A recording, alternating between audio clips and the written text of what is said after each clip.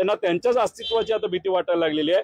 हळूहळू खालून कुठेतरी त्यांचं जे काय खुर्च्या असतात, खुर्च्याचे पाय असतात, हे भाजपचे नेते कापतायत आणि ते आता त्यांना जाणवते का नाही हे त्यांना माहिती, पण लोकांना मात्र आणि कार्यकर्त्यांना हे जाणवायला लागले, एवढं खरं या ठिकाणी बोलावं लागेल। मंगेशकर हॉस्पिटलच्या निमित्ताने एक विजय वडेट्टीवार जे आहे तर सातत्यानं मंगेशकर कुटुंबाला लक्ष करतायत, लुटारांची टोळी म्हणाले आहेत, तर कला क्षेत्रामध्ये यामुळे मोठी नाराजी वाटते। तुम्हालाही वाटतं का तसं की मंगेशकर कुटुंब हे लुटारांची टोळी? आता मंगेशकर कुटुंब तिथं येऊन थोडी ऑफिसमध्ये बसतात, आता तिथं जी कमिटी आहे त्या कमिटीबद्दल आपण बोललो पाहिजे।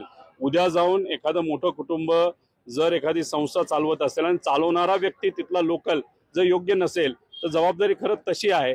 मला असं वाटतं फक्त की धर्मदायच्या अंतर्गत येणारे पूर्णपणे जे काही हॉस्पिटल आहेत त्यातून लोकांची गरिबाची सेवा खऱ्या अर्थाने झाली पाहिजे, एवढंच माझ्या सगळ्याचं मत आहे। कुटुंबाबद्दल तुम्हाला काय वाटतं? नाही, मी हेच सांगतोय तुम्हाला, मंगेशकर कुटुंब जे आहे इथं येऊन इंजेक्शन लावत नाही, ऑपरेशन करत नाही आणि संस्थेमध्ये सुद्धा ते बघतात नाही बघतात हे मला माहित नाही।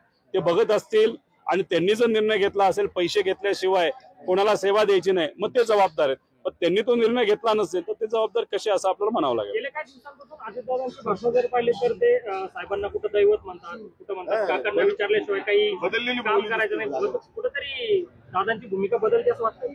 असं मीडियाला वाटत असावं। आता माझं मी भाषणच ऐकलं नाही, ते काय बोलले असं तुम्ही काकांना विश्वासात घेताय?